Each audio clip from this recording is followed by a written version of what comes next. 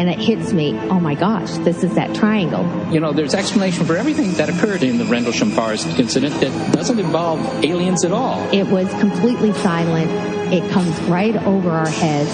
He saw a classic flying saucer really standing in the clearing. He turned over to my father and held his hand, and he looked in his eyes and he said, "We're not alone." Welcome to Podcast UFO for our live show. We're live every Wednesday at 8 p.m. Eastern Standard Time on the Dark Matter Radio Network. Please remember to visit the website podcastufo.com for past episodes, blogs, and forums. During the show, feel free to participate live in our chat room. And don't forget to like us on our very active Facebook page. Hello, everyone. This is Martin Willis, your host, and we're coming at you live on the Dark Matter Radio Network, like every Wednesday at 8 p.m. to 10 p.m. Eastern Standard Time. Well, except for last Wednesday, we did have a power outage. I apologize for that. We were still able to put out a podcast. If you missed that, you can catch it on podcastufo.com. Our featured guest coming up at the half hour is Linda Moulton Howe, and she'll be hanging in for both hours. But before that, we have Alejandro Rojas from Open Minds Radio, and he's going to talk about the latest UFO events. After the news, but before Linda, we have Richard Cutting, actor, producer, director of Milgram and the Fastwalkers, and Season 2 just came out yesterday. And that banner's right on the website. You can click it. It's a fun show to watch. Well, little housekeeping again. I hope I don't get sued for my penny false advertising in the last week's show when I announced that anyone who wanted to access the second hour of the podcast could subscribe for the affordable rate of only 99 cents a month. Well, I was wrong. The platform joyride.com only accepts dollar even amounts. So it is $1, not 99 cents, and I apologize for that. So here are the details. You can listen for free right here on the Dark Matter Radio Network every Wednesday evening, but only the first hour will be made into a free podcast on podcastufo.com and all the podcast feeds. Subscribers will be able to access the second hour of the podcast on getjoyride.com/podcastufo. The link is right on our website. Subscribers pay only $1 a month or more to access the full 2-hour show. That's how it's going to be posted on there. Now, the one thing that's a little bit tricky, once you sign up there and you click the supporters link, you're supposed to copy the link that's in your browser and paste that in iTunes. It's clunky. It will be changed real soon. If you click on the studio button, you'll be able to play the extended podcast right there. I know this sounds a little confusing, so if you have any questions or concerns, please email me at martin@podcastufo.com. I get a lot of email. I'll try to respond to you as soon as I can. We have Alejandro Rojas coming right up. We have, after that, Richard Cutting on Milgram and the Fastwalkers. And at the half hour, we have Linda Moulton Howe. Alrighty, enough of all this. And how you doing, Alejandro? Not too shabby. Doing well. How are you? Good, except, last week was kind of a disaster with the power outage. And we had... Oh, that's right. Yeah, we had ice and snow today, and luckily it doesn't look as bad as it was last week. But, for the power to go out 20 minutes before a live show, luckily you and I had recorded ahead of time. But, it was... It took a toll on me. I was really upset because I knew there were that's stressful. All these people waiting to hear the show and couldn't hear it. But luckily, Lee Spiegel came through and we recorded it right on Thanksgiving Day. But I want to talk about you. Where were you? You were in Las Vegas? I was in Las Vegas, Nevada, having a great time. Luckily, my girlfriend got this special package at the Wynn, where we got to stay a weekend and see a show. We actually got... Oh, and this is cool. Here's a tip for people. We went to one of those half-price tickets where you could get cheaper tickets day of a show because we wanted to she wanted to see Jersey Boys. And we were there, and the tickets were too expensive, so I checked on my phone, and they had a special mobile sale where you had to buy it on your mobile, and it was like half price. So check the mobile. This was at LasVegas.com. When you're going to see a show, check your mobile, like throughout the day, especially if you're buying day of. And there are amazing deals. So we got this incredible deal. We got to watch Jersey Boys. So we had a ton of fun out there. It was the first time I've been out there without work. Usually I go out there for the Atomic Testing Museum and the UFO events that they hold, or MUFON I was out there for. And this was the first time where I just got to relax with my honey bunny, and we had a really good time. You didn't see any UFOs? Well, kind of. The mall is... Oh, this is interesting, actually. The mall looks like a giant UFO. However, I didn't know this. We went downtown because she had not seen the Fremont experience before. We've been down there during the day, but she didn't see the whole video thing that they have above. And the video thing, we watched one of them, which was kind of 60s kind of style, and it said the next show will be in, 45 minutes, whatever, and it'll be about Area 51. Oh. And it wasn't about Area 51. Area 51 is kind of this catch-all phrase for some people about UFOs and aliens for some reason. But yes. It was UFOs and aliens. So there's these aliens and it's like this abduction thing where they're prodding scissors into you and then prodding you with some kind of laser. And these aliens walking around, and then they have this really cheesy "here comes the jets," and like the Americans come in and blow up the aliens. It's probably a metaphor for something. And it's this whole alien thing, abduction thing going on downtown. I was really shocked by that. In fact, I'll put it up on my YouTube. I recorded part of it with the alien probing. That's really the most unnerving part.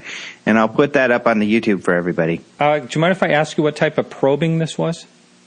Well, it was some kind of laser device. You'll see it on the video. I'm not sure what they were probing, but it did not look like it was comfortable for the person being probed, nor did it seem benevolent. They seemed to be taking some sort of joy in the pain that their subject was in. So these weren't nice aliens. That's too bad. That's why the American jet fighters had to come in and blow the hell out of them. Yeah, we need more nice aliens. Yeah. So what is going on for the news? We don't have a lot of time because I have Richard Cutting from Milgram The Fastwalkers coming up here in a minute. Okay. So why don't we buzz through the news this week? Yeah, buzz through the news, a couple sightings, but I did want to warn everybody about this, and it's kind of an interesting story, that there was a story out there from KWBV News 6 in Phoenix, and they released some video saying, this is classified UFO footage of this dogfight over South Mountain during the Phoenix Lights in March of 1997. Already kind of dubious, some pretty lofty claims. Well, there is no KWBV News in Phoenix. In fact, I'm in Phoenix, and unfortunately, you turn it on to Channel 6, you're not going to see this. You go to the website, and it's apparently fake. The journalist writing for this website is David Collins, and every story is written by him. Every story is about him, and he talks in the third person. David Collins did this. David Collins did that. Sounds like a Seinfeld episode. Well, it turns out that the guy in the video was a Seinfeld actor. Someone emailed us and said, "Hey, isn't that guy from Seinfeld?" And we looked it up, and sure enough, because we knew this David Collins that was in one of these videos that they had posted had to be an actor, and that this whole thing was BS. And sure enough, he is that actor that was in a Seinfeld episode. So pretty funny. They have this show called American Crimes, and they have this whole story they've got built around these missing people. They've got several pages that they've set up. So it's a really big, elaborate, viral campaign that it looks like they're doing. And you can see more about this. In fact, Linkage High says she thinks that these are movie makers who approached her about a year ago. And speaking of malevolent and benevolency, they said they wanted to make this movie about how Phoenix Lights was about this battle between the U.S. military and the aliens. And she said she wanted no part of that because she feels that the Phoenix Lights was a very benevolent experience and that these were well-meaning aliens, and you probably had her on the show. So I did, yeah. She told me about that. So I updated with our new discovery of this actor and some of the other information that we've gotten. So don't be fooled by that. Check out the story for more detail. Do you think it's possible that people actually will be fooled by that? I think certainly they will. And the sad part, you wouldn't think so, but if we look at the fourth kind as an example, I'm sure you get this. So many people believe that all of that was real and the stories related to it were real, but that's an example where they weren't. They were fake. In fact, they were sued by the Alaska Press Club for using names of real newspapers, claiming that these were stories that came from these newspapers. They lost, actually. They had Universal Pictures had to pay the Alaska Press Club for that because these were false claims. So a lot of people still, despite all of this information, believe the fourth kind stories. I'm sure we'll have comments to my comments here saying, oh, he's wrong, that was real. And so unfortunately it works. Right, yes.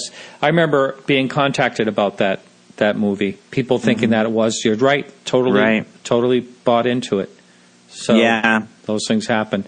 So the next one is something about Florida. Yeah, a couple cool sightings, including this one in Florida. This was one where the witness says the UFO stopped traffic. So this was in Port Charlotte at about 6:30 p.m. on November 30th, where he says there were some cars stopped, and there was a pretty large white orb that people were watching moving overhead.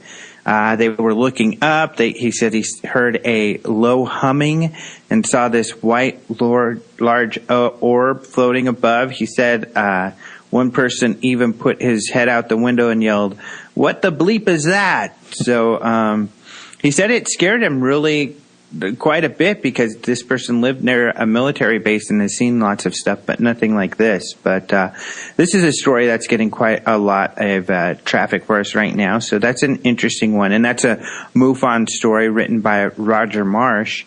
And another MUFON story from Roger Marsh is one where this UFO allegedly engulfed this person in a white light in Washington. So this is in Randall, Washington. This was on November 25th, around the same time, actually, 6:55 p.m. Of course, those are different time zones. But he went outside because supposedly there might have been flooding. There was raining. The news said, there might be some flooding. So he went out to the creek to put the flashlight on the creek to see, how much the water was coming up. When they went out there, suddenly they say a bright light hit them from the southwestern sky. And it was this big beam of light. They looked up and they said there was this round, apparently round object, because they could only see the bottom, that was beaming this light on them. After a period of time, the beam turned off, but the light was still on the bottom of this craft. So they watched it for a period of time before it was gone. But really interesting sighting in Florida here that was reported recently. So, yeah, a couple really cool sightings that the MUFON has received. When you first said that it was engulfed, I thought like it, took them away type of thing. No, luckily it did not, and they didn't experience that Fremont Area 51 alien experience. But so these might have been, some nice guys saying, hey, or maybe they were helping. They saw the guy flashing the light. This is my new theory. They saw the guy flashing the light on the creek to see if it was flooding. They were like, hey, that guy needs some help. So they flashed their big light, their giant light, to help him look at the creek. Freak the guy out, not on purpose. But, yeah, they were probably helping him out. They may have left their probes at home as well. You never know. That's possible. Yeah. But I'm going to go with my happy Joy story. I actually like that better, too. Hey, thanks so much, Alejandro. My pleasure. Thank you so much. We'll be talking to you next week. And if you stay tuned, we have a little bit of Milgram and the Fastwalkers music. And right after that, we'll be on the line with Richard Cutting.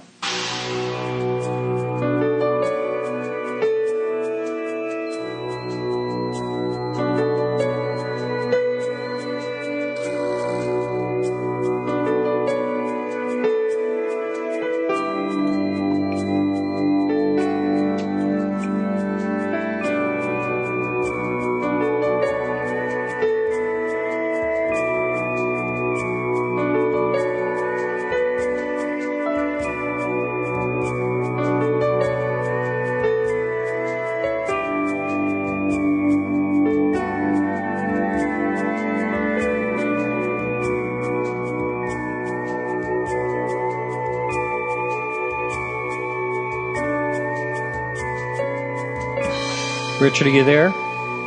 Yes, I am. Thank you, Martin. I always sweat it, when this is live radio and I dial a number. I'm Skyping out at you. How you doing, Richard? I'm terrific. I'm so happy to be back on Podcast UFO. Yeah, Richard, I got to tell you, you were on last year, and you were joined by the beautiful Walker Hayes and Johnny Alfonso. How do you say his last name? Johnny Alonso. Alonso, yeah. And we had a great time. It was a lot of fun. And unfortunately, you were going to be on last week with Walker, but it just didn't work out with the power outage. But I got to tell you, ever since you were on last year, you've been a real supporter of my show, and I really appreciate that. Well, I just find the quality of your show prep and your guests are just, it's what ufology needs. I've been following it for a long time. I don't make a claim to be a ufologist proper, but I always learn something, Martin, and they're always so well organized. And, you could it's like a college course every week, and I really appreciate your show, and that's why. Well, thank you. And I want to say, anyone listening live, you can join in the chat room if there's anything you'd like to ask Richard. And that's at podcastufo.com. Real easy sign in. So, Richard, I've watched all the shows, including this year's, and you can find that. Is it Milgram? What is the web address, actually? Someone can find that at. Yeah, the web address is www.fastwalkerseries.com, fastwalkerseries.com. And, of course, I put a banner up on the website, our website. It's right on the sidebar. Anyone can go there. You can start at Season 1 if you haven't seen it yet. It's my opinion that you've stepped it up a little bit this year. And I don't know how you feel about that statement, but your intro is real classy, and everything just seems like it's up one notch this year. Was that your intention? Oh, yes, and thank you for that compliment, Martin. What happens as sort of an inside track on that is, you start a show and the production team needs to kind of get with itself and in sync and everything. And by year 2, we're really meshed and working like a great team. And that's in consideration of the fact that we have over 80 speaking parts on the show. So it's quite a large show for independent television. But the goal was definitely, as we wade out into the broader story, to increase production values, and that's showing up in everything from the beautiful, gorgeous music we get from fabulous musicians around the world to our terrific actors, to opening up new locations. We'll be in New York. You'll see some action in New York this year. So, yes, that was by intention. Now, I want to have you describe the show for the person that's just tuning in for the first time that is totally unfamiliar with it. Can you just give in a nutshell what it's about and what you... At one time we talked about it as being sort of like a soap opera, but now you're leaning more toward a drama. So just, if you would, the capsule of the whole show, if you would. Well, absolutely. It sort of stems from my background as having looked at UFOs for years and having met many of the players. I knew Bud Hopkins and John Mack and so forth, and I was at the edges of the ufology community for a long time, and I always thought it was fascinating, and I wanted to do a drama about it, but I wanted to hew very closely to what they're actually doing in the ufology community. That said, I have to run a drama, so it is dramatic. We are a dramatic television show about UFOs, and we specifically go into the alien abduction phenomena. And as you know, and all your guests and listeners certainly know, that there are so many categories of interest in the ufology field, whether it's soil sample analysis or aeronautics or abduction.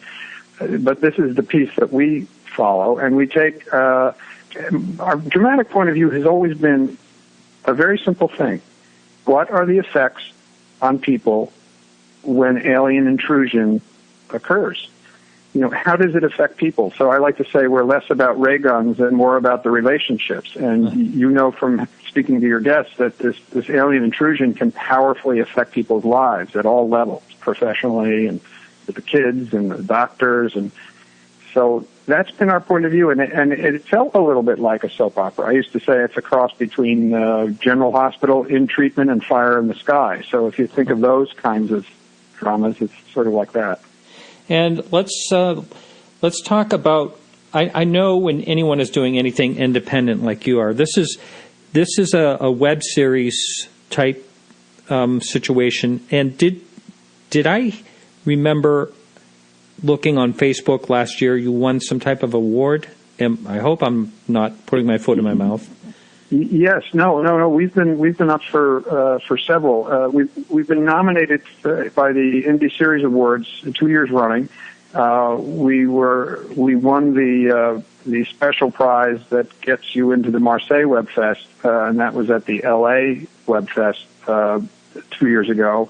We won the Young Guns Award in the DC Film Festival, and we were nominated by Hollyweb, which is another prestigious web festival. So between the Indie Series Awards and the Hollyweb Festival and the others, it's been very well acclaimed, and we had over 2 million, something like 2.5 million episode views within our first 2 months. So believe me, it was a surprise to me, but we were wildly popular in our first season. That's wonderful. And I think we have some type of deal, don't we, that if you film next year that you're going to have me in as a walk-on? Martin, the door is open, and not only will you walk on, but we'll give you lines, and we'll give you some real good business to do on camera. I could have played the mechanic, the mechanic in there. Oh, yeah, that's Kevin. The dysfunctional mechanic. I could do that well if he calls in sick. Call me up. So let's talk about, we'll talk about season 3 and all that. And how does one get money doing what you're doing? How do you survive? And is this your own, out of your own pockets, so to speak? Because this has to be expensive to do something like this. Well, yes, it is. It's at the quality that we shoot, it depends on several things. Either you can have money, and that's a great thing for getting that kind of quality, or if you don't have money, you've just got to have really, really good people who are dedicated to it. And we're in the latter category. The way the web series world works is, to be honest, there is no coherent revenue model yet. These shows are the good ones, and all of them are basically out there. With the exception of maybe the Europeans, the Canadians, or the places where the government does help the creators. But the creators are out there doing it basically out of their pocket and out of their love, and the actors and the crew are doing it for the same reasons, because we all view this as a way to tell stories that are unrestrained by, some of the normal format restraints. So, and that's a huge thing for creators, but there really is no revenue model, so we pay for it out of pocket. Wow, that is something. I'm looking on the chat room. We do have a chat room, and if you'd like to ask, someone just posted a nice compliment. Thank you, Steve. You can go to podcastufo.com, jump in the chat room, and ask Richard a question. Now, when you first started this, did you do like an Indiegogo or Kickstarter or something like that, or did you just dive right into it? Well, in the first year we dove straight into it. I had scripted it, and I've got 4 seasons scripted. We've shot 2. I've got 2 more seasons all ready to go. And then we did an Indiegogo at the end of season 1 to fund season 2. To be honest, the monies we raised were significant, and we are so jazzed about our contributors. I mean, people were just so heartfelt about the show, and we're so thankful to them. But it didn't pay anywhere near what the cost of production is. So, we may go out for another crowdfunding round, but we are looking for, legitimate investors for the project, much in the way an investor would invest in an indie film. Because the script is written and we're ready to go. So we're looking for any and all kind of revenue models or investment models, and then revenue models. So we're open for business in that regard. But at this point, we're just funding independently still.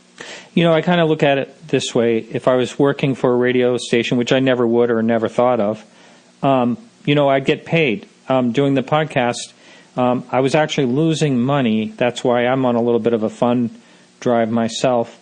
So I understand kind of in a roundabout way what we're all up against. A lot of people have access to do things they never did before. Correct, yeah. Like, 15, 20 years ago, I would have never thought I'd be doing what I'm doing now. So we all have like the access to that if we have the ambition to do it. But there's so much out there free. No one really wants to pay. It's really you're up against that. That's the double-edged sword of it all. Well, I think there is this attitudinal shift, correct. I think there's a lot of more media than there ever was, so the fracturing of viewer or listener attention is huge. I do think the wind is at our back. The technology for you to be able to do your show and us to be able to do our show is incredible. I mean, I would have had to go out and buy a Panavision camera to do what I do years ago. So, and I think the world is a better place because people like you, Martin, who are so focused on exactly what the hot topics are in ufology, and you can get legit experts. I think, this is a wonderful age, and on our side of the fence, for creators to tell stories that are deep and broad. I mean, our show really, at this point, is a miniseries. It's not a network format. It's not a cable format. We're going and we're going and we're going until the story's told, and that's never been really the case for storytellers. Now, just a little side note here. One of the shows I really like, I spoke to Alejandro Rojas off the air earlier, sure. And he's not a fan of the show at all, but I love it, and that's House of Cards. You were in the House of Cards, and you're in again next season, right? Yes. What a wonderful show. People have various opinions about it, and I think that's a good thing because when you have a show that's so exquisitely written and so beautifully executed, it's going to send a lot of signals out there, and it's just my experience in working with them is just great. They're just really wonderful, from the way you're treated to what it's like to work with some of these fabulous actors and directors and shooters. And so I will appear in season 3 when they premiere the show over the winter, and it was a great experience. Oh, I bet. Richard, we have just a couple of minutes left here, and so one of the things, it seems to me that not only did you support the show and get emails from you, but you also participate a little bit on the Facebook page. And I really appreciate that. On all the people you said you've talked with Bud Hopkins before, and who are some other people you've actually interviewed or talked to in the past? Well, my definitive piece was John Mack. I can't remember which publication it was, but back in '93, he was deep into his experiencer program and really doing good work there. And then Bud was very active then too, and they were in fact, good friends. And at that time, I was able to interview him for a magazine, and the interview is still up there. They, John passed away, but they do maintain an archival site for him. Right. Bud Hopkins, I knew. I used to go to the conferences a lot more than I do now, but, I've had a long conversation a couple of years ago with David Jacobs out at the Ozark Conference, who's wonderful. Linda Moulton Howe, I've known since the 90s, and she will be on your show soon, I understand. Yep, just 2 minutes. Yeah, I'm so happy to hear that. I love her stuff. I mean, she's just been at it for so long, and what a high quality investigative journalist. So I've been in touch with, oh boy, I can't tell you how many people I've talked to in sidebar conversations at the conferences. So many of them. That's right. Now, we only have 1 minute left or so, but I just wanted to ask you, in the real world out there, when people know that you're doing an, alien abduction series, does that ever cause you any trouble? Well, that remains to be seen, because one of my things is I really want to respect the ufology subject matter and the people who do such very, very hard expert work in it. And yet, as a dramatic storyteller, I have to do dramatic things. And this season, we are going to go into what it's like on the table, so to speak. And I will know more about what the audience thinks about me vis-a-vis alien abduction in about 6 weeks when it's all done, because we go into some of the gritty stuff. And that's my commitment. Some of the things that happen up there to these folks is not a day at the beach. And I've spent a lot of time with abductees and people who know abductees and work with them, and I'm trying to tell the story as straight as I can and still have a drama, you know. Mm-hmm. Well, that's not that great. It's not dramatic inherently. Yeah. Richard, thanks so much. It's been a real pleasure, and I hope to talk to you soon, and I can't wait to be in Season 3 and a speaking part. How about that? That's exciting. You're in, Martin. You're in. Done. All right. Thank you so much. All right. You take care now. All right. Linda Moulton. Good to be with you. Linda Moulton Howe is coming right up.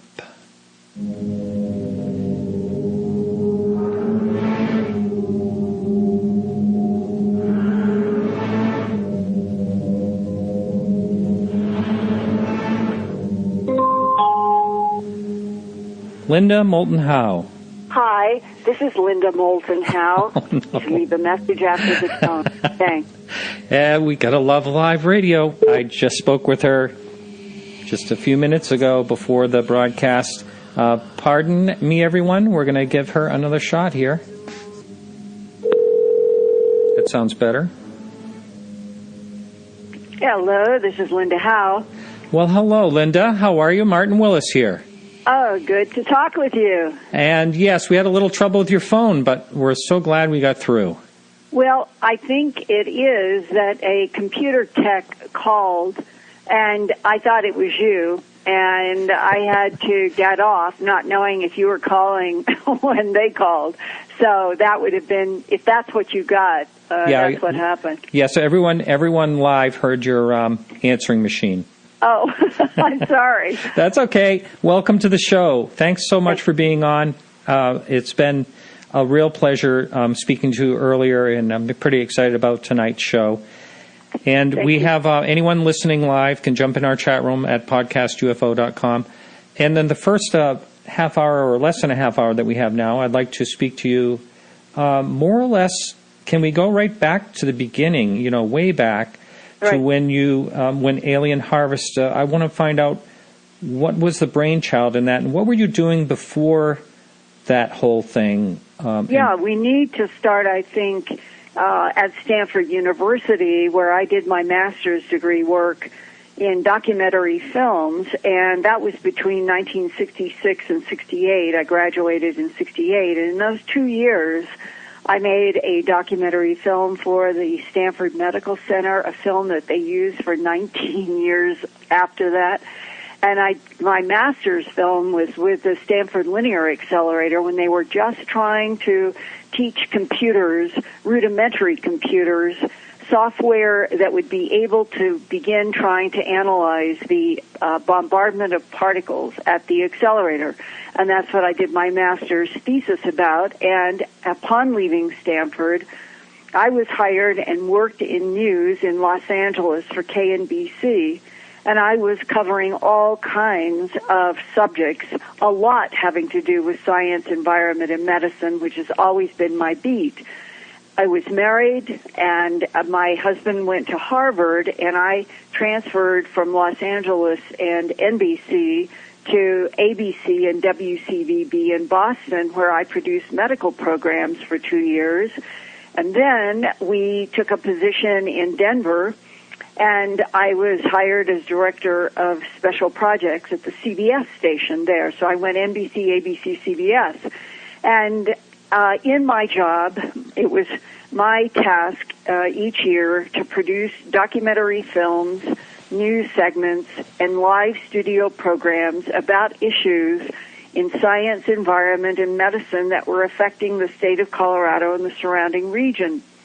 And in that context, in the summer of 1979, while I was working on a completely different subject, the headlines in the Denver Post and the Rocky Mountain News were about all of these unusual bloodless excisions from animals, mostly cattle and horses, but affecting every other domestic animal you can think of, affecting deer and elk and other wild game.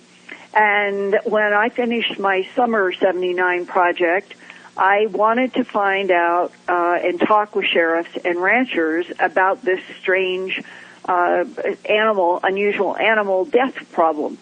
And I began my first phone calls in September of 1979, and within a week or two, I was headed up to Sterling, Colorado, to sit down and talk with Sheriff Tex Graves, who had just retired after a quarter of a century of being sheriff of Logan County. He had been investigating the bloodless, trackless animal mutilation since the very early 70s, and when I went to a vacuum cleaner shop where he had retired to, he had a big box that was full of some offense reports and 266 color Polaroids that he had personally taken of a lot of the cases that he had investigated, and he let me lay them out on the floor like a canasta game, and I did it by chronology. My mind works best when I can lay things out in the timeline in which they occurred. And as I was laying out the Polaroids, I came to one particular animal, and I asked Sheriff Graves, what in the world happened here? It was a large animal. He said that it was a big steer. It was lying on its right side. Its forelegs were neatly out to the side. But the head, totally bloodless, absolutely pristine, but the head was down in a hole that looked like a fresh hole. And Sheriff Graves said that when he and the deputy approached this particular scene, they walked about 12 to 15 feet away. They didn't walk toward the animal. They did not want to contaminate the scene. So they walked in a large circle, and he took some of the Polaroids from taking that walk. And he said they realized that in the powder dust of the ground with tiny sparse grass, there were no tracks, not even that large animal's tracks, and yet they were looking at an animal that was clearly dead with its head hanging down in a hole. When they finally walked forward and they began to touch this animal, he said this was one of the fresh ones that was almost warm to touch still. And the only thing that they could conclude is that they were dealing with something that had the power to take the left ear, eye, the tongue, jaw flesh, genitals, rectum, and the tail had been removed at the base of the tail of the spine on this one, and do so without leaving any blood. There was nothing on the ground and no tracks around the animal. But they figured that what happened is that whatever did this, paralyzing the animal so it could not move while the excisions were made, the head was left in a kind of agony, and that the animal could only move its head and had dug the hole during the process. Wow. I just was going to conclude, that was the most sobering moment at the beginning of investigation when I was still on, we'll call it, the normal social side of Alice in Wonderland's mirror. And from that trip, those Polaroids, those offense reports, talking with that just retired sheriff about his years of investigations, and at the end, just before I left, he said, Linda, let me save you some time. The perpetrators of animal mutilations are creatures from outer space. And he gave me the reasons why. I had to drive home 2.5 hours from Sterling, Colorado to my home in Littleton, Colorado. And my entire life, since I was a tiny child, I had loved astronomy. I had begged my father when I was 4 years old for a telescope. I had spent, I had spent hundreds of evenings of my life by myself with a telescope, concentrating on the sky. I had never known fear. I had never known nervousness about anything of being in the dark under the sky until that night. Wow. And as I drove home for the very first time in my life, I started looking at the sky with nervousness. I began trying for the first time to grapple with my head around what in the world from outer space would be taking animals or putting them on the ground and doing what I saw in those photographs, and why. And by the time that I reached my home, it was a catalyst of some sort. It was nerve-wracking at some degree, but overriding that was my own curious desire to get to the bottom of whatever extraterrestrials were doing on this planet that would be causing all these mutilations around the world. As I learned, they were far beyond Colorado. And in a way, as I talk to you tonight on December 3rd, 2014, so many years after that trip, I have walked 35 years in a growing number of different paths, all starting back from that conversation with Sheriff Graves. And that in these 35 years of thousands of other paths, still trying to understand why extraterrestrials would be interacting with this planet and harvesting, because that's what I think they are doing, harvesting material from animals in Earth life.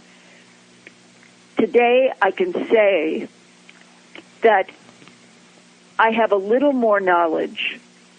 I have a little more understanding, perhaps, about why in World War II the Truman administration clamped a policy of denial officially on all things extraterrestrial, animal mutilation, crash discs, bodies, androids, and all of it. And that maybe they did something that was patriotic in thinking that if they would go 25 or 50 years without the world knowing the truth, that we're not alone in the universe, and that extraterrestrials have been interacting with this planet for not just hundreds of years, but millions of years, which they came to realize, that maybe coming out of World War II, maybe there was a kind of global social compassion in thinking that humans were not ready for dealing with extraterrestrials right out of World War II and the Nazis. But today, in 2014, animal mutilations persist around the world. There are cases every day, whether it's Peru or Argentina or Chile or Mexico or Central America or the United States or Canada or England or other European countries. It goes on. It has never stopped. And the two areas that I have found consensus of agreement on what the extraterrestrial agenda could be, when I have talked with people retired from government or military who have dealt with the non-humans personally, they agree that the categories I used in my very first book in 1989 called An Alien Harvest was, one, the material, some of the material taken from the animals is literally used for sustenance. Sustenance is another larger word for food. But it's my understanding that unlike the way you and I and our fellow humans will cook or eat raw vegetables, or we masticate, so to speak, with our teeth and drink fluids, that we're dealing with life forms that may have a genetic problem of their own, and that they may have to extract certain proteins to survive, and that is one of the applications of the animal mutilations. The second, however, is more disturbing, that genetic material has been harvested for a very long time on this planet in order to make clones, hybrids, organic containers that could live and survive and work in the particular gravity, in the particular atmosphere of this planet. And it's been suggested to me by people who have worked inside of this government and are now dead, actually, who talked to me right at the end of their lives, that we are dealing not with just one type of non-human intelligence, but competing intelligences who do not share the same agendas, and that there is geopolitical territorial conflict, and that in that conflict there is a political argument about what is allowable to do with life, and that part of that argument has to do that some are considered to be using cloning and hybridization way too much, and they are the ones that might have trouble surviving with whatever is their replicating genetic factor now.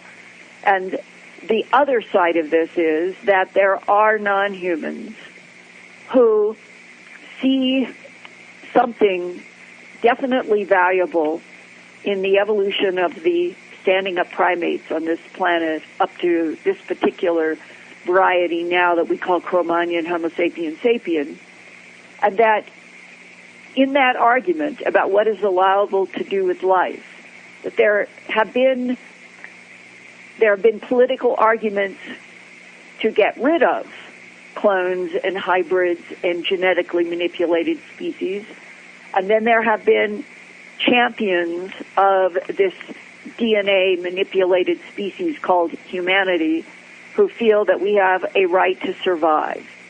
Now, that is a sort of large overview of what I think is the largest box in which all of this is occurring. Can I prove it? No, I cannot.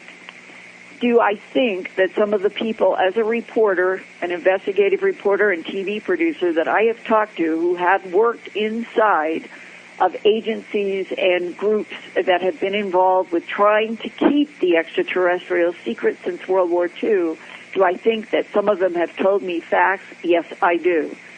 Bottom line, there's not a single question in my mind, nor in Jim Marr's mind, nor several of us who have spent a lot of our careers trying to understand why our government has had such a strict policy of denial about something that seems so obvious to people in the human abduction syndrome, to ranchers who have seen these glowing discs over their pastures with animals rising or lowering in beams of light and found mutilated.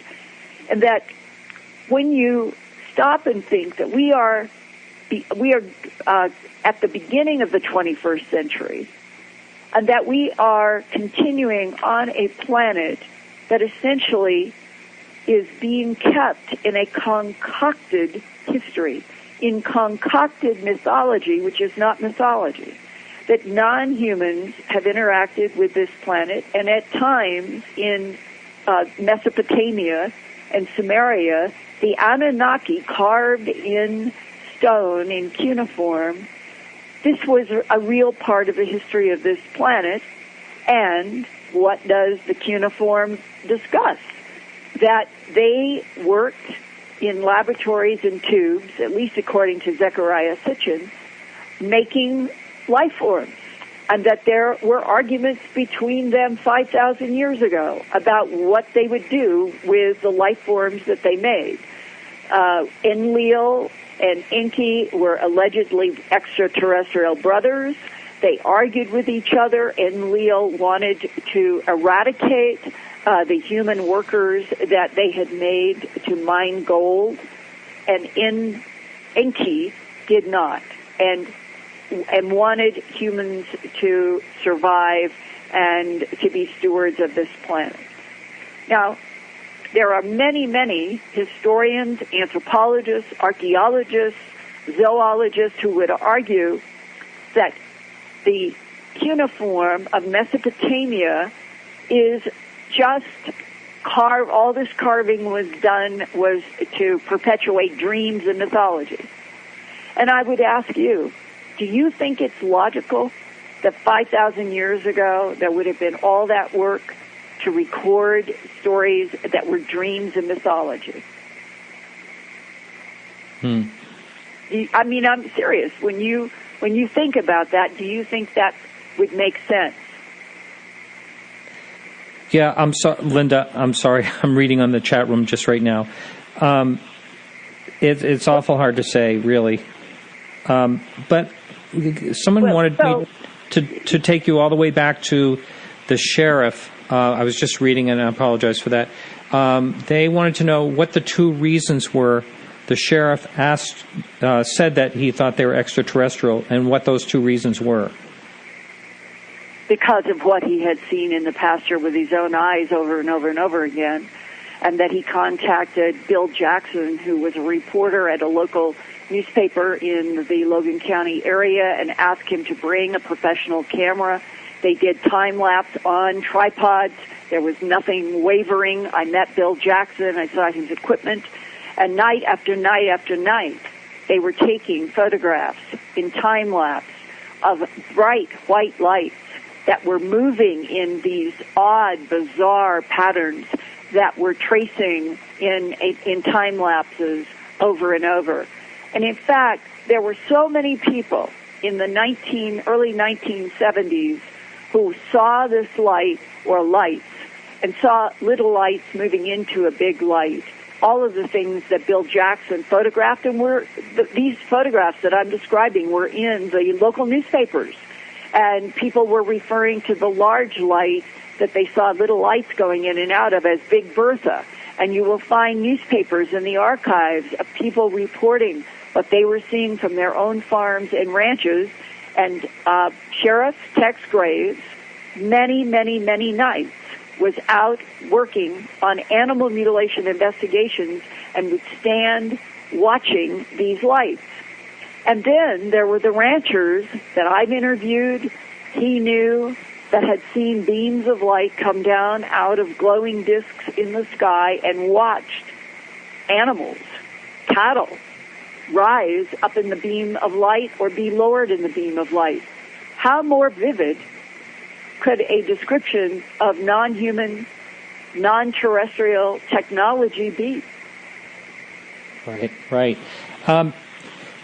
Linda, when people come at you and say, look, this has a prosaic reason this is happening, it's animals, it's, predators or whatever it is, there's never any sign of struggle, is there? And no footprints up to it?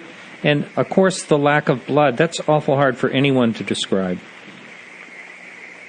It did not take long, using the same kind of forensic approach as I had done at Stanford University, to work with people in universities, go to veterinarian pathologists, the people that I worked with, trying to find out what the hard evidence is.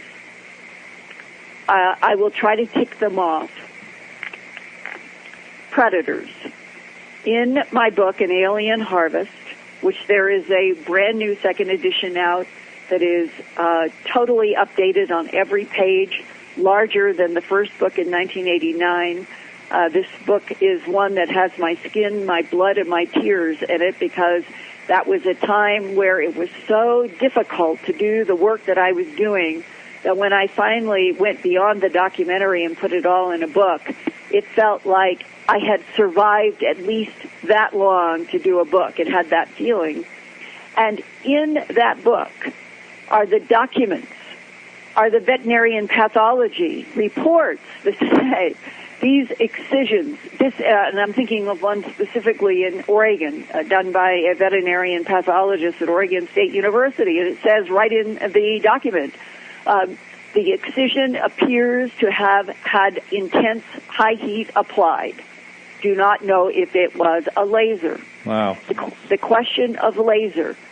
When I started working with hematologist and pathologist John Altschuler in Denver, one of the questions that he was curious about, what is, if we are a carbon-based life form, and if we go to any laser surgery, known laser surgery, whether it's on a horse, a dog, a human, a cat, laser surgery on carbon-based tissue, will there be a difference at that laser excision line compared to the excisions of the mutilated animals?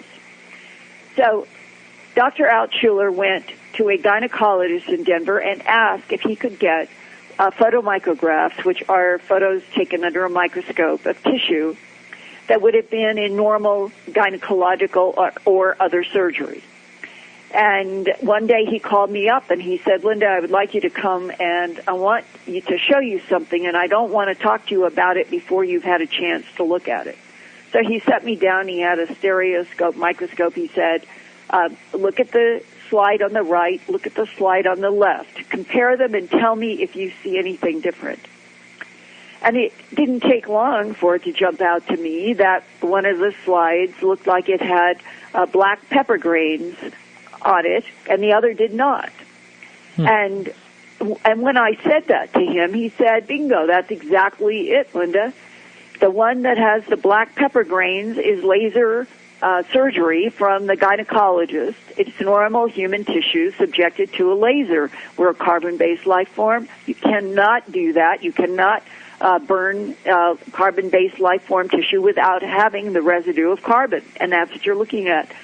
The other that has none is one of the tissues that you sent me from the mutilated animal that I had, I was going out into the field all over the place with formalin solution, plastic containers, gaffer's tape, scalpel, scissors, and FedExing tissue fresh from mutilation sites back to him to analyze. And this was one of them. So when I'm giving you only a few of those pieces of hard evidence. When you come to Predator, in my book, An Alien Harvest, I show one of hundreds of predator attacks that are organized in various Department of Agriculture books, state by state by state. They are education books. Anybody can get them. They go down through the list so that ranchers and other people can say, oh, this is the animal that I'm contending with on my ranch. And you look at them and you can tell what cats do. You can tell what foxes do. You can tell what crows do. You can tell what bears do, and so forth. All of the predator attacks, all, leave mangled, torn apart bones, scratches in the hides, big scratches, scratches that you would see from standing 10 feet away, and lots of blood on the hair or the fur of whatever the animal is. So predator, right from the beginning, anybody who had any knowledge whatsoever would automatically, looking at the pristine, bloodless, and no tracks around the bodies, that's another significant point, predators would have to leave signs of struggle around a dead animal. There are none. And when you go to satanic cults, I got a call from a detective in San Diego, California, probably around 1986 or 87. My film, A Strange Harvest, had been broadcast on May 25th, 1980, and throughout the 80s, I was being asked by people everywhere to present the film at conferences, to go and talk with sheriffs and deputies, and I did that with Dr. Altschuler. We would present evidence before law enforcement, and this was in keeping with getting a call from a detective in San Diego who was working with a sheriff's office there. And he said, we would like to fly you down here. We're convening a meeting of law enforcement from Arizona, law enforcement from California, and we would very much like you to bring your documentary, any current files. We'd like to have a big conference table, and we would like to lay out what we have, what you have, and compare. So I went with great interest. What is it that they've got?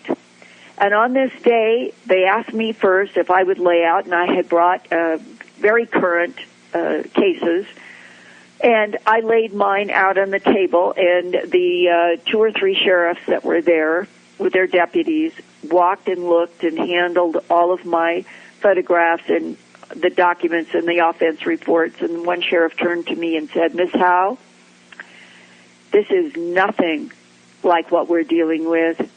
You don't have blood. You don't have tracks. You don't have symbols. And then they showed me.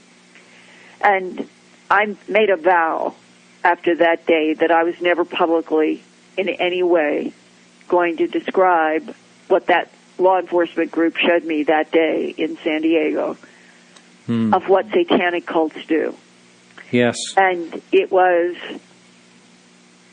incomprehensible, and everything they showed me involved blood. Totally 100% the opposite of the pristine, precise animal mutilations. I also talked with the Catholic priest early on in my investigation while I was producing the film A Strange Harvest. And the Catholic priest looked at all the photographs that I had and was gathering from law enforcement. We spent 2 hours in my office at Channel 7 in Denver.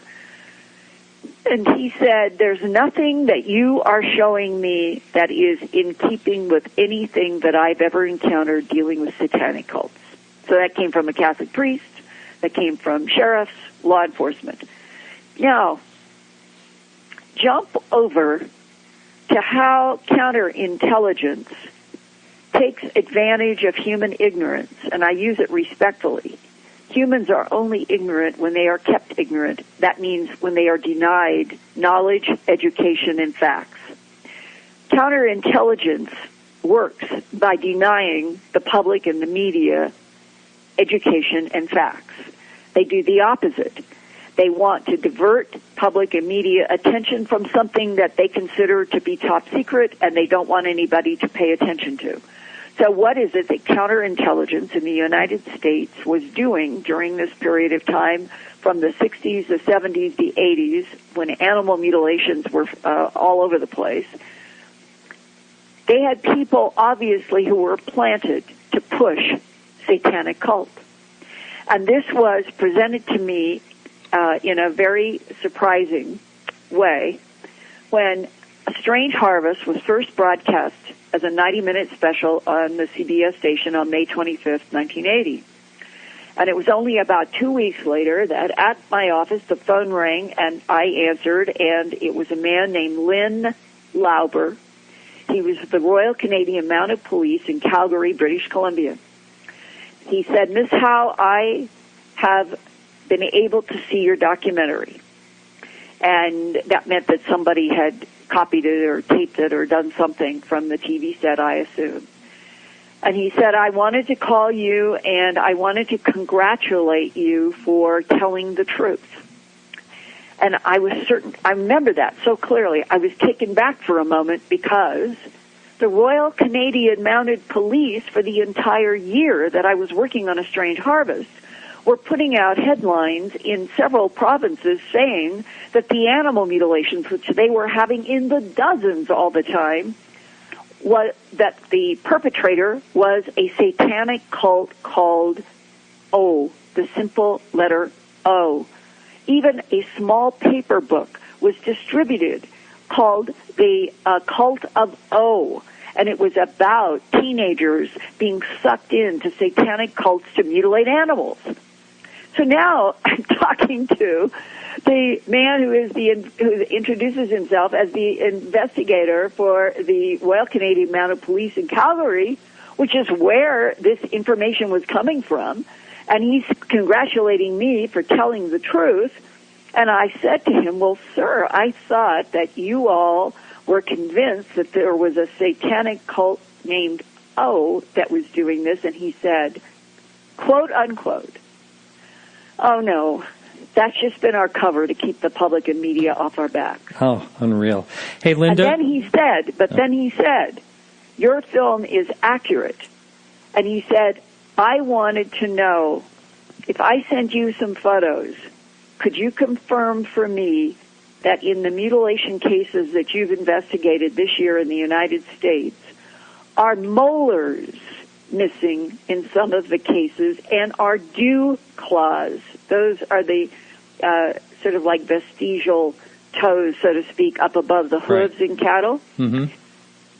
I knew that dew claws, and I knew that molars were removed in some mutilation cases, not many, but a few.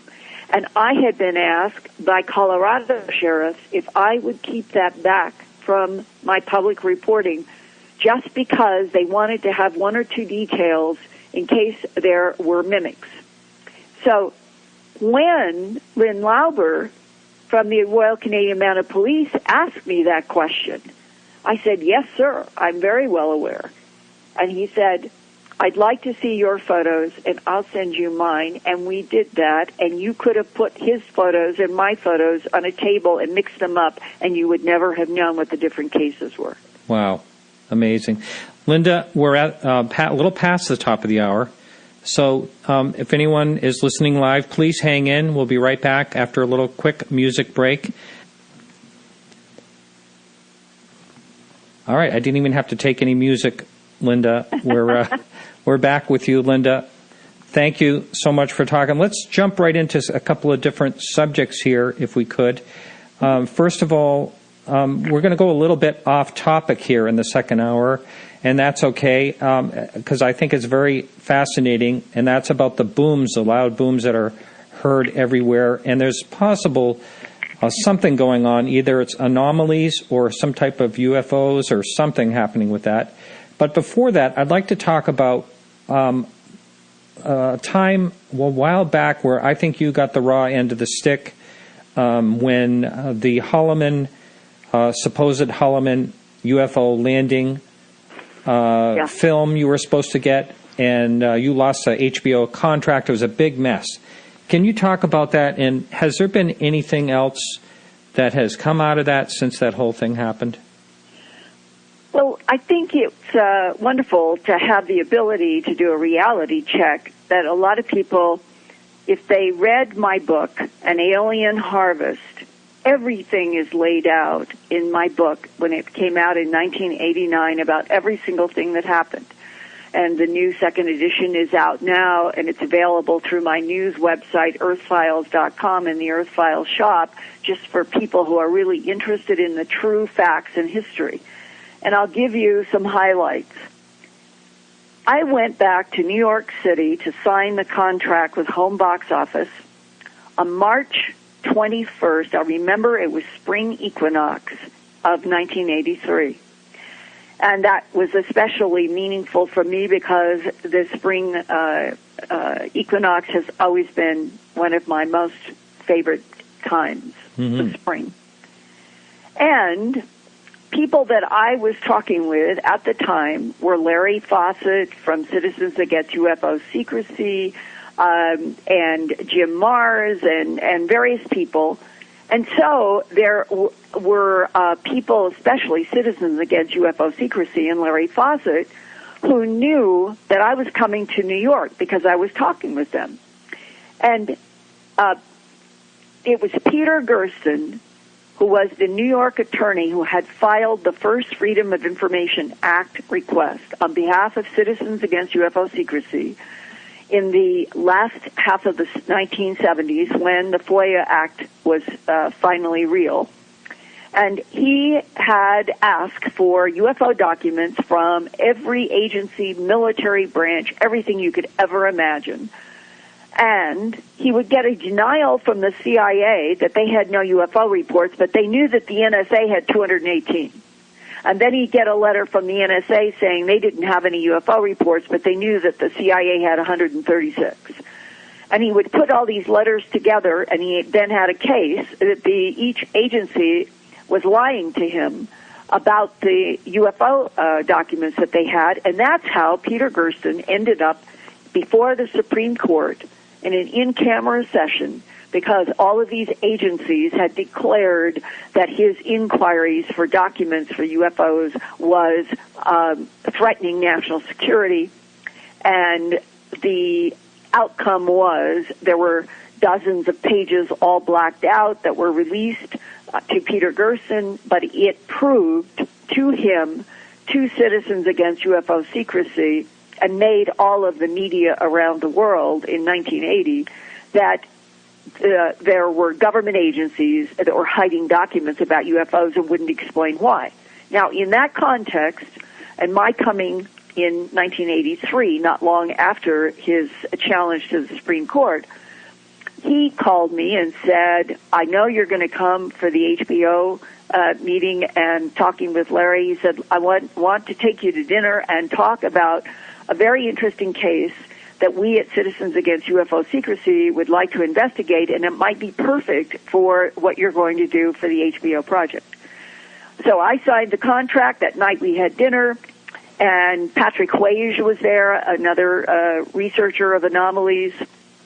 The three of us went over various things, and Peter Gersten said, here are some documents and letters from a man named Richard Doty, who is an Air Force Office of Special Investigations agent at Kirtland Air Force Base in Albuquerque. He said, when you go back to Denver, which is where I was based then, excuse me, he said, I will arrange the meeting between you and him to follow up this correspondence with us, Citizens Against UFO Secrecy, about a landing of a disc, an exchange of some kind of weapon and gunfire at Ellsworth Air Force Base that involved the National Security Agency. And he said, we really want to investigate it.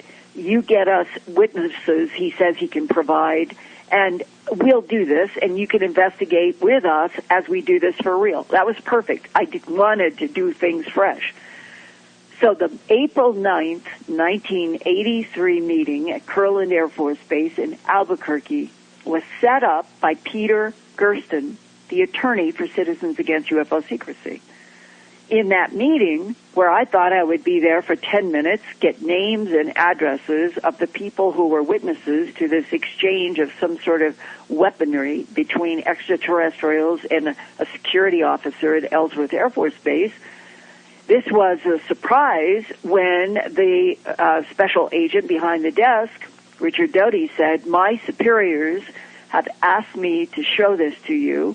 And he reached into a left-hand drawer, pulled out a manila envelope, started pulling out some 8.5 by 11 pages. I was sitting in a chair right in front of him and the desk, and he said, you can read these, but you cannot take notes, and I want you to move from the chair you're in to that chair. And he motioned to a very large green chair in the middle of a very large office. And I was so green and innocent about counter-intel and government and CIA and DIA and NSA and the way they do things at that time, that at that moment it never occurred to me that they would just take advantage of most of us who are innocent. And when we're told to move to a chair, we're not thinking it's because that's where we're going to be videotaped, audio-taped, photographed. I learned that later. But I just did what he told me to do, looking at the top page of these pages that he had put in my hand, and it said all caps, briefing paper for the President of the United States of America on the subject of unidentified aerial vehicles or unidentified aerial craft. It was one of those two acronyms. They were used interchangeably in that document, UAVs and UACs. And when I went to the first page, it went back into things like the Thomas Mantell crash, the implication of aggression on the part of the disc, the Robertson panel, the various coming up through what we know is the old history of the 40s, the Roswell crash. And on the next page, it had a summary of at least 7, perhaps, locations where our government had retrieved extraterrestrial, the word was used, extraterrestrial craft or vehicles from a variety of sites in the United States that included 3 different ones, I think. I know that it had 2 different years, 47 and 49 for Roswell, New Mexico, and that in the 49 one from Roswell, a live being was taken to Los Alamos, where it was kept until it died of unknown causes on June 18th, 1952. That was in that list. It talked about Aztec, without question, was on that list. It talked about Magdalena, the plains of San Augustine. It talked about a place in northern Mexico, south of Laredo. It talked about a location in Arizona. So there was a list. And it all referred to where craft and bodies, alive and dead, were retrieved. And then it got to a paragraph where it said, extraterrestrial biological entities have manipulated DNA in already evolving primates to create Homo sapien, and the Latin words Homo sapien were used. Technically, current modern humanity for the last 35,000 years is designated Homo sapien sapien. Sapien sapien is repeated twice. In the paper that I was shown, it was Homo sapien. That would include going back 2 million years ago to Homo erectus. So my knowledge today in 2014 has evolved from reading that paragraph in 1983, and my understanding is that extraterrestrial biological entities have manipulated DNA in every form of standing up primate leading up to current Homo sapien sapien. And in the next to the last page of the document, at the top, was a Project Garnet, Garnet, and I remembered that specifically because I remember saying to myself, remember your birthstone, and I'm born in January, and it's Garnet. Mm-hmm. And that paragraph said, all questions and mysteries about the evolution of Homo sapien on this planet have been answered, and this project is closed. And I remember reading that particular sentence over and over and over because it was ringing and resonating with the prior one about the manipulation of DNA in already evolving primates to create Homo sapien sapien. And so my mind was trying to process that what this paper was telling me, we, humans, are smart androids, biological androids, if you want to use that term, or hybrids created by extraterrestrial biological entities for reasons that were not made clear in this document, but that's what it's saying we are. And then it went into approximately 3 or 4 other paragraphs with project names, such as Project Sigma, efforts to communicate between the National Security Agency and extraterrestrials, discussed Project Pounce, teams that were organized to go and retrieve any downed extraterrestrial craft and to retrieve bodies dead and alive. Project Aquarius was on the last page with another. It was the biggest paragraph, and essentially it said that Project Aquarius was the evolving knowledge in multiple volumes that were being kept on all of the research, communication, and development in relationship to extraterrestrials, and that information from Project Aquarius was being applied to the current NASA space program. Those words were on that page. Wow. Now, when the whole thing crashed on you, how did that happen? You know, when when I left that day of April 9th, and that briefing paper had been presented to me, and now I'm in a whole new box. This Richard Doty said that the government would be interested in cooperating. That was the thing, cooperating with me because I'm there as an HBO producer. Don't forget that. That's why I'm there. Mm-hmm. I'm producing an hour documentary called UFOs, the ET Factor for HBO, and Gersten arranged the meeting, but that's why I'm doing all of this. I was producing an hour for HBO. So before I left, Doty said that the government was interested in cooperating and releasing to me 2 categories of film that they had. One, about the fact that Lonnie Zamora, the policeman down in Socorro, mm-hmm. on April 24th, 1964, had come across a mistake, a communications mistake, that the egg craft that had vertically come down near Socorro, that he pulled up in his police car and could see the little child human-sized beings on the outside, and then he either, I can't remember if he got out of the car or did something, and then they seemed to take notice, and they the two small beings hurried into this white egg-shaped craft that had a symbol on the outside in red, and that it took off with flames coming out of the bottom, which was very strange. And that J. Allen Hynek came, and they took measurements, and there were definite indentations in the ground and all of that. And that the part that Lonnie Zamora didn't know, and that Hynek allegedly did not know, and that nobody there in Socorro knew, was that our Project Sigma people in the NSA had been trying to communicate with what are called the EBINs, extraterrestrial biological entities, which are grayish-skinned beings, and that they were trying to put together a meeting where there could be an exchange of technology and bodies.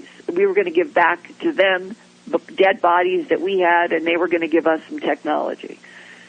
And that the latitude and longitude and time that we thought was confirmed for 6 a.m. Mountain Time on April 25th, 1964, was off on the extraterrestrial side by 12 hours. And the beings came down in latitude and longitude in 12 hours. They came down near Socorro at 6 p.m. on April 24th. And they were supposed to be over on the Trinity site further east at 6 a.m. on April 25th, 1964. And that I would be able to tell that story. And that was quite exciting to me, the idea that I'd be able to introduce facts with a police officer who was alive, and we would be able to talk about what really happened, and what a wonderful way to start getting into the fact that extraterrestrials are here, that they we're trying to have a meeting with them. Nothing hostile and nothing dangerous, right? And that the second part of all of this would be when they actually had this meeting, that I've been told 2 different places, one Trinity site, which I just said to you, but it's also been suggested, and I think this is truer, that the meeting actually occurred at Holloman Air Force Base, and that I was told that there were like 5,000 feet of film that had been shot from 5 or 6 different locations, ground cameras, cameras in the air, of 3 egg-shaped EBIN craft that come along the hills, and they had a location. This is the correct location. Lonnie Zamora was the wrong location in time. Now we're at the right location in time in the morning, and that one of the eggs came down to the appointed site where we had at least 3 people ready to meet with the extraterrestrials, and 2 of the egg-shaped craft stayed above the one that settled down in an offensive-defensive posture the whole time. And that our 3 people, Guillermo Mendoza is supposed to be the real name of one of them that has had all kinds of different names throughout history, and that these 3 met with 3 extraterrestrials, and that they went to a building on what is called Mars Avenue there. There really is such a thing. And but that would have been related like to the Viking, kind of that period of time when they were developing things to go to Mars. And that's why it would be called Mars Avenue. And that there was a building, and that there was an exchange, and that we gave them some bodies, and they gave us some technology, and they got back in their egg with the others above, and they took off. Linda, just this one really important thing is that the whole idea was that both of these would show that we were trying to communicate with in very peaceful, and the Ebens with us. Okay. I just wanted to interrupt you just briefly because right at this point, before we move on to something else, is Ray Stanford.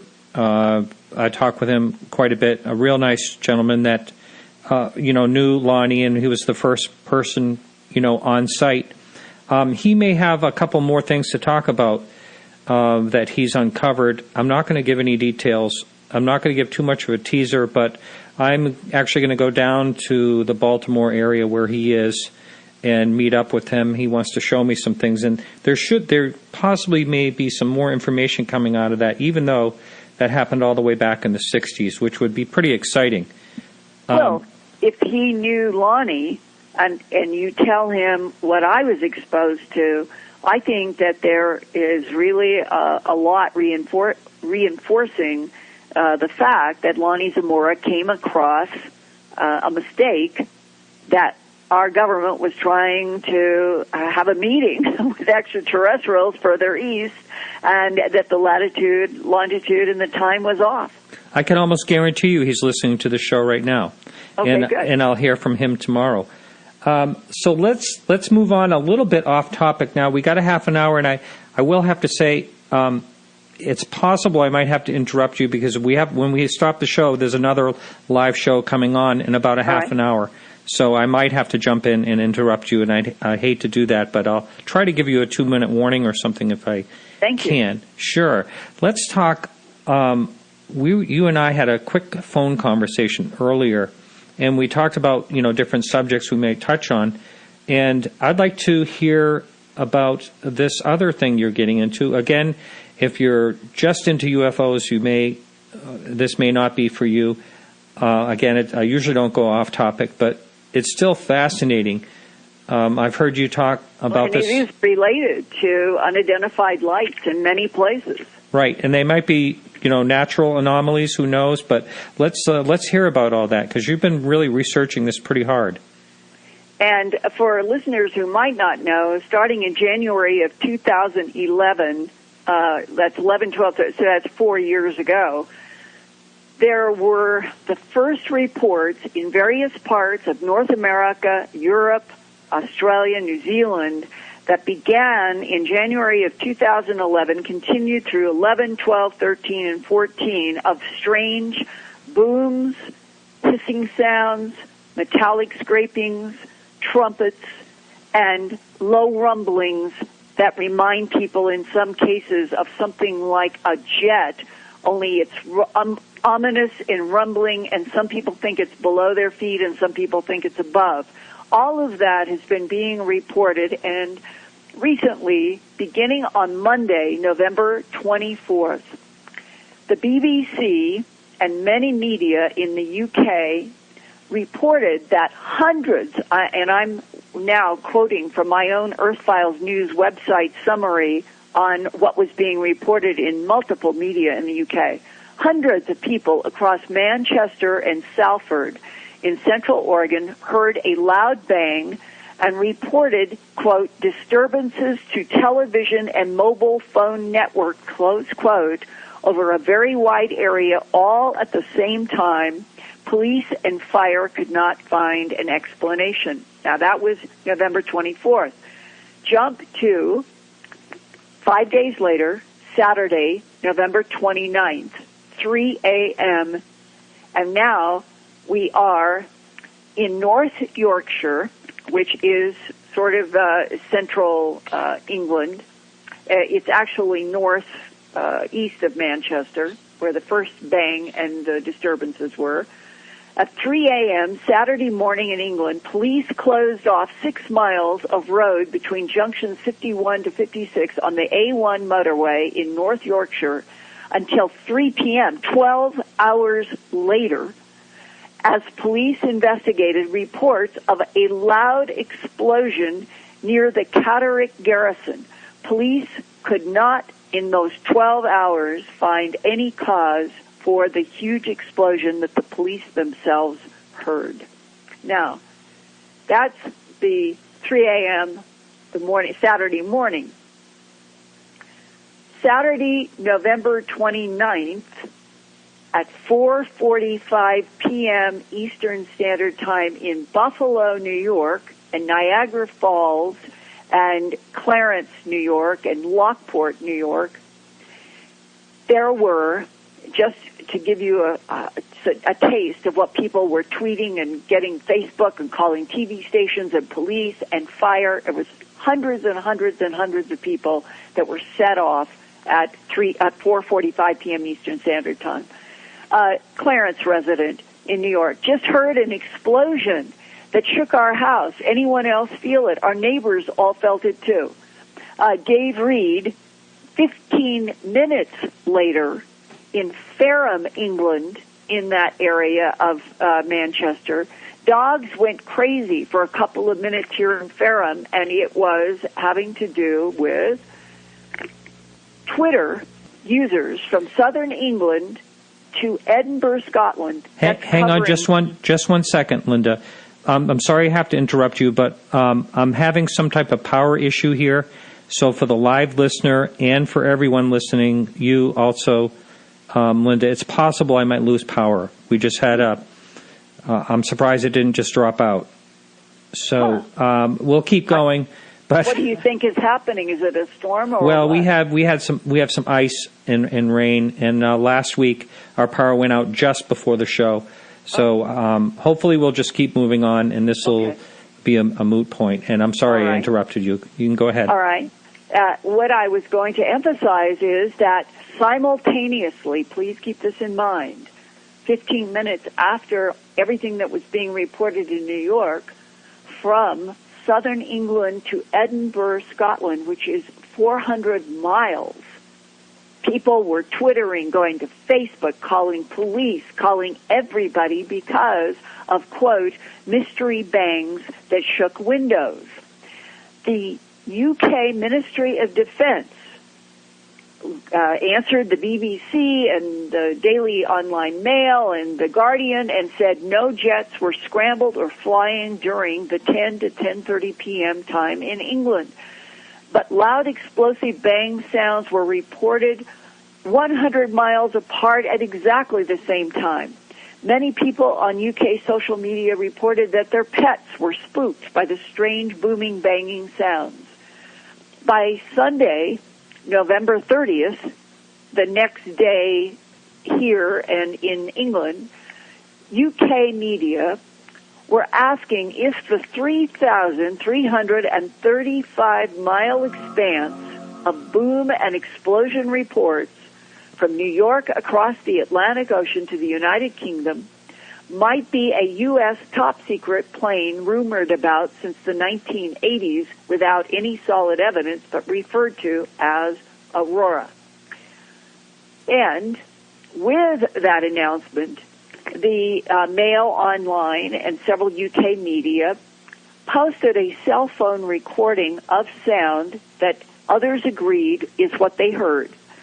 And to my amazement, since the Aurora is supposed to be what's called a pulsed jet propulsion system, it would be extremely regular. It would be something that would be a boom, boom, boom, boom. You see what I mean? What the cell phone recorded was like exaggerated fireworks, erratic staccato, not sounding anything like you would expect an advanced technology that had some sort of pulse would sound like. And many people have raised that question. Well, how could what was recorded and people affirmed that all of this scattered staccato is what they were hearing, and no one has explained that. It certainly doesn't seem to match up what other people have said about the Aurora program. So now, continuing, that there was on Sunday, the next day, also, in addition to all of the media asking about the Aurora, that morning of Sunday, so that's not very long after all of this took place in New York and in England, at 4:24 a.m. Central Time in Enid, Oklahoma, which is northwest of Oklahoma City. Here is a report that came to me that morning, to Earth Files, from somebody who was waked up, shaken out of their bed. Quote, at exactly 4:25 a.m., I woke up to what felt like the largest and most severe earthquake I have ever felt in the North Enid, Oklahoma area. The walls of the house shook violently, and even after the shock of the earthquake, I still felt the ground slightly moving. The shaking continued for what I'm guessing was 20 to 30 seconds. During the last moments of the smaller movements, I began to hear what sounded like multiple trumpets being blown loudly, and a few times I heard a horrific scraping sound, almost like nails on a chalkboard, but metal and very loud. That is a sound that has been reported dozens of times each year since 2011, adding to the high strangeness. Now, we can keep going on with the different reports that have been coming from all over the country that I go into in a current Earth Files report that is up right now, and I have been reading some excerpts from. But now let me jump to Cedarville, California, which is in Surprise Valley in the far northeastern corner of California. On November 20th, I did a 3-hour broadcast on Coast to Coast AM. And in one of the opening 2.5 hours, I went into the booms, the low rumbles, all of the UFO activity that they have been having for the last 2 years. And it was in 2013 that they were having so much UFO activity that was in amber lights and red lights in the sky, seen by dozens and dozens of residents simultaneously in Cedarville, California. And by the end of 2013 came 2 new phenomena. So the UFOs are there in 2013. Then, at the end of 2013, going into 2014, they started hearing these low, what people called ominous rumbles. Some people thought it was from the sky. Some people thought it was from below ground. After the rumbling sounds would go away, they would have earthquakes. They now have had thousands in a seismic swarm since mid-July. They are ongoing now as we speak. The earthquakes have been in the Surprise Valley area over to the Via Nevada area, which is 22 miles away across the border, and into southern Oregon, where the 3 states come together sharing borders, Nevada, California, and Oregon. The seismic swarm of 1 to 3 magnitude, largely earthquakes in the thousands, have been going on now steadily for 4 months. It has caught the attention of geophysicists at Stanford University, UC Berkeley, UC Davis, the University of Nevada, Reno, and the U.S. Geological Service. And in the last 2 weeks or 3, they have had technicians going to add instruments. They are puzzled about what is happening. But a report that came from a collaboration of some geophysicists that I have now got in an Earth Files report that I put for the public to see on November 20th, it was a consolidation of an investigation of the caldera in Yellowstone Park, and work that now seems to firm up that there is an arc of calderas that come from Yellowstone Park in Wyoming, making an arc through Idaho down toward the northeastern corner of Nevada and into the northwestern corner of Nevada into the northeastern corner of California and Oregon. And the question that is apparently now being considered, could all of the seismic swarm activity in this region since mid-July of 2014 for 4 solid months be linked to, I'm going to say, caldera mantle seismic activity in Yellowstone Park, which is a long way away, but is connected by these ancient calderas. And many people in the Cedarville region who have talked to me and Jean Bilodeau is a reporter for the Modoc County Record there, and she has been studying the lights and studying the seismic activity and studying the rumbles, and has heard them herself and said that it was a very, very bizarre experience to hear the sound. She and others are asking this question. We had all of these lights in the sky persistently doing all kinds of patterns and interacting with the lights would seem to interact with themselves all the way up to the end of 2013. Then the seismic activity and the rumbles begin in 2014 with an acceleration of intensity from July to now. Could there be a link between, first, the presence of all of those lights persistently night after night throughout 2013 and what has been happening in 2014, and would that possible question connection relate to all of the many boom reports from Salem, Massachusetts, to Kentucky, to Utah, to California that have been going on for the last 4 years, in which people have seen bright flashes of light? A security camera in the Salem, Massachusetts area caught one of these blinding flashes of white light with a boom, and I mean it is a boom. And that videotape was shared 2 years ago by lots of media. What is the link between aerial lights of different colors, bright flashes of light, sometimes a solid bright white light, sometimes stationary, sometimes moving, and what has seemed to be an increase in seismic activity and all of these strange sounds since 2011. Really something. It is ongoing and real right now. Right, and when you were talking about New York, for some reason I was thinking, isn't that where Richard Dolan lives? Somewhere near there? He's in Rochester, New York, and Rochester and Buffalo I don't think are too far apart. I don't know whether he experienced any of this, but I know that Buffalo and Niagara Falls, many, many residents in those two cities did. Really something. Now, if by chance this is any issue with Yellowstone, that could be a major disaster.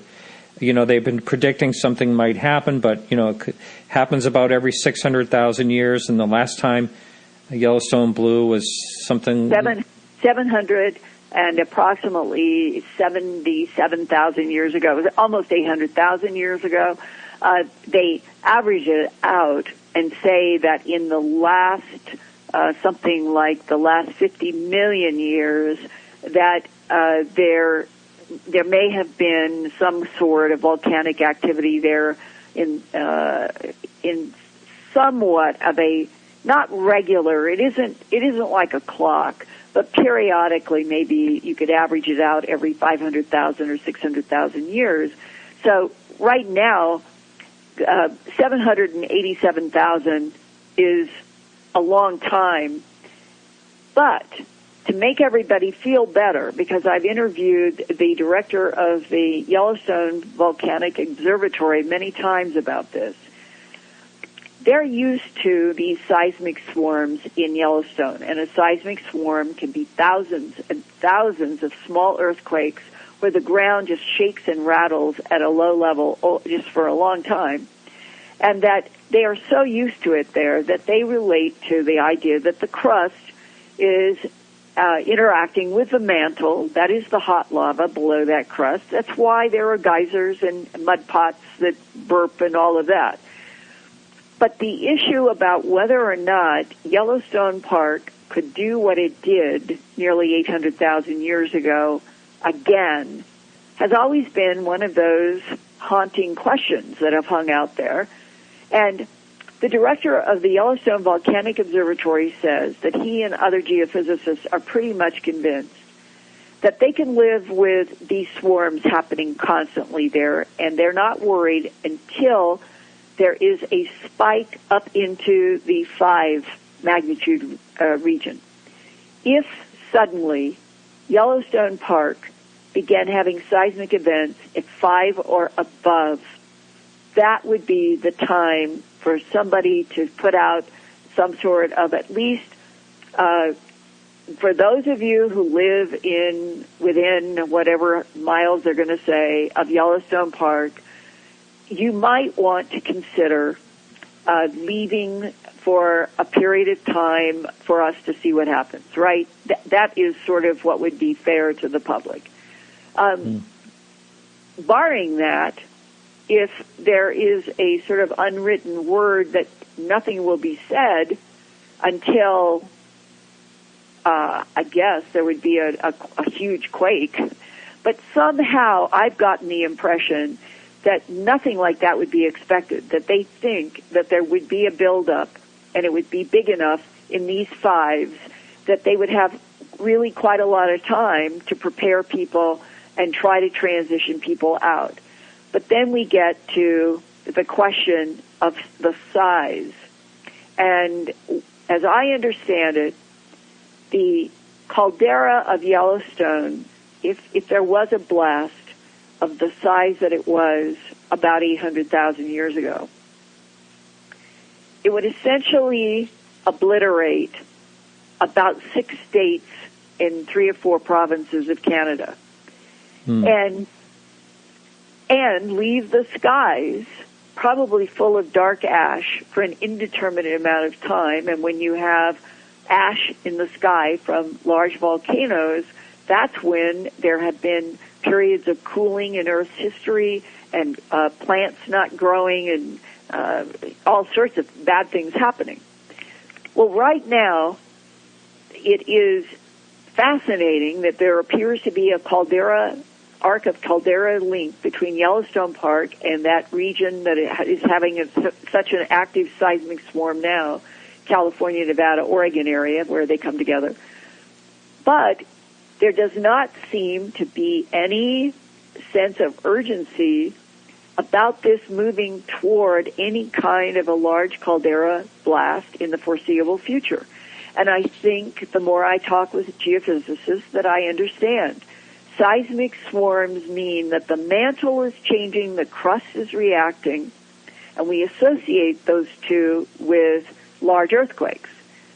But until there is at least a earthquake above 5 in Yellowstone Park, I think that the attitude of the scientists is studying, more monitoring. They're trying to understand the relationship between the seismic swarm and these calderas that lead up to Yellowstone, but that there is no reason for anybody to be afraid or to panic, and it just leaves the question, what has been happening inside of this planet where papers in the last 2 years have been written and published in Nature and Science about a changing core. The inner core of the Earth is changing. It is causing changes to the outer core, the mantle, and that the Earth itself is this dynamic body. It is not it's not settling down with middle age at 4.5 billion years. In fact, there was a paper that came out last month, I think it was, from New Mexico Tech. It's fascinating.